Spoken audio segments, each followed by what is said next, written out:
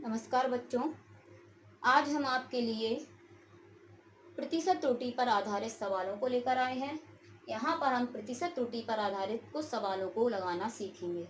तो यहाँ पर जैसे हमें एक सवाल दिया जा रहा है कि 1 मीटर पैमाने की अल्पतमांक एक मिमी है, इसके द्वारा छड़ की मापित लंबाई 20.5 सेंटीमीटर है, तब मापने में कितनी प्रतिशत त्रुटि होगी। तो यहाँ पर एक हमें सवाल दिया गया है मीटर पैमाने की अल्पतमांक।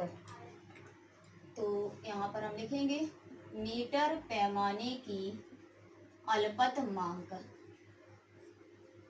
हमें दी जा रही है।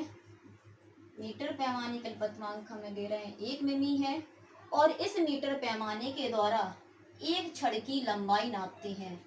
तो वो छड़ की जो नापी गई लंबाई है वो दी जा रही है हमें 20.5 सेंटीमीटर। तब कह रहे हैं छड़ की लंबाई में प्रतिशत त्रुटि, जिसमें प्रतिशत त्रुटि निकालना हो, लंबाई में निकालना है प्रतिशत त्रुटि, तो उसके लिए फॉर्मूला बनेगा delta L upon L into 100%। तो एल में निकालना है तो इसके लिए फॉर्मूला बनेगा delta L upon L into 100%।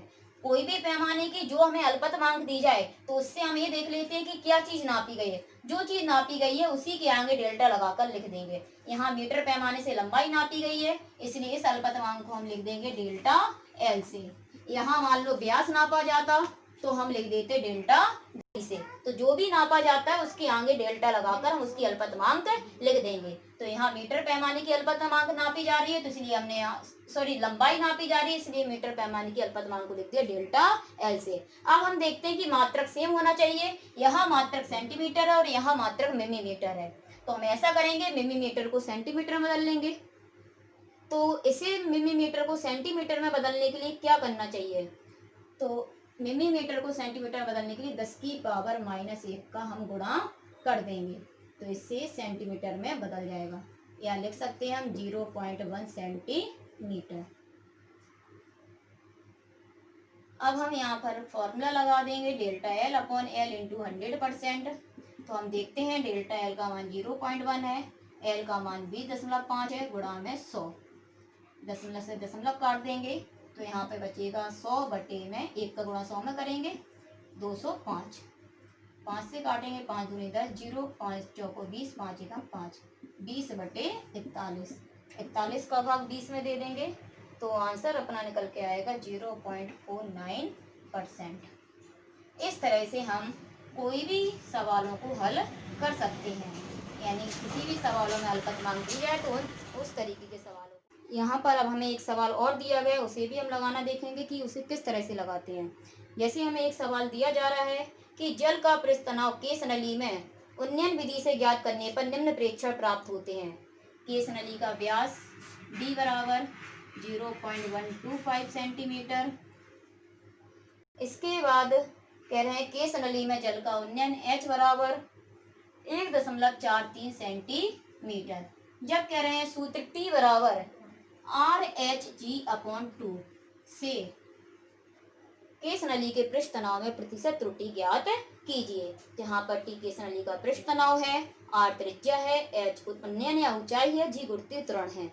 तो इन सवालों में हमें क्या याद रखना होता है, हमने देखा होगा कि हमने अभी तक जो हम सवाल लगाते थे उनमें क्या करते थे, कहीं पे भी व्यास दिया गया है और सूत्र में अगर त्रिज्या है तो व्यास से हमने त्रिज्या निकाली और सूत्र में रख दिया, ऐसा करते थे। लेकिन प्रतिशत त्रुटि वाले सवालों में ऐसा नहीं करते हैं। प्रतिशत त्रुटि वाले जो सवाल हम लगाते हैं उनमें हम ये देखते हैं कि नापा क्या गया है। अगर व्यास नापा गया है तो फिर सूत्र में व्यास ही होना चाहिए। ऐसा नहीं होगा कि व्यास दिया गया है, व्यास से त्रिज्या निकालकर सूत्र में रख देंगे।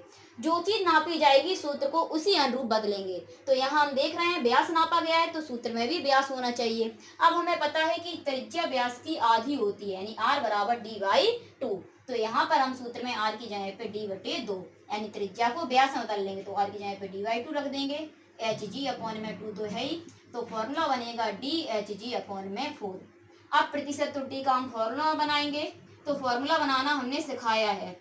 टी के लिए अगर बनाएं तो डेल्टा T/T इंटू 100%। डी के लिए बनाए फॉर्मूला ये वाला निकल के आया, अब इसके लिए बनाएंगे हम तो डेल्टा D/D इंटू 100%। एच के लिए फॉर्मूले में हमेशा प्लस आता है, जितने भी टर्म्स आएंगे उन्हें प्लस में करते लिखते जाएंगे। एच के लिए बनाए तो delta H upon H into 100%। अब जी गुरुत्वीय त्वरण है, इसे नापा नहीं गया है, इसलिए गुरुत्वीय त्वरण में त्रुटि नहीं होगी। तो अब हम देखेंगे यहाँ पर delta T upon T into 100% का मान निकालेंगे, और इसमें भी त्रुटि नहीं होगी, संख्या है। यहाँ पर हम देखेंगे डी की वैल्यू दे रहे हैं एच की, अब हमें डेल्टा डी और डेल्टा एच की वैल्यू और पता करना है। तो उसे निकालने के लिए क्या होती है कंडीशन, जैसे हम डेल्टा डी निकालें तो वह सीधा होता है कि सबसे लास्ट वाला जो पॉइंट होता है उसकी जगह पर एक, बाकी के जो अंक बचते हैं उनकी जगह पर जीरो। यहाँ लास्ट में एक और बाकी के जो अंक बचेंगे जीरो, जहाँ दशमलव लगा है वहां दशमलव। तो डेल्टा डी का मान निकल के आएगा 0.01 सेंटीमीटर। इसी तरह से डेल्टा एच का मान निकालें तो लास्ट वाले अंक में एक, बाकी के जो अंक बचेंगे वहां पर जीरो, दशमलव की जगह दशमलव। तो डेल्टा एच का मान निकल के आएगा 0.01 सेंटीमीटर। तो यहाँ डेल्टा डी का मान 0.01, डी का मान 1.43, डी का मान है 0.125 इंटू में 100। इसी तरह से डेल्टा एच का मान 0.01, एच का मान 1.43 इंटू में 100। पॉइंट से पॉइंट कैंसिल करेंगे, यहाँ पॉइंट से पॉइंट, तो यहाँ पर निकल के आएगा 100/125 और यहाँ निकल के आएगा 100/143। सबको हल कर देंगे। यहाँ जब हम यहाँ पर हल करेंगे तो आंसर निकल के आएगा लगभग 1.5%। ये लगभग में आएगा 1.49 के लगभग आएगा आंसर इसे सॉल्व करने पर। तो यहाँ पर हम लगभग में 1.5% लिख सकते हैं।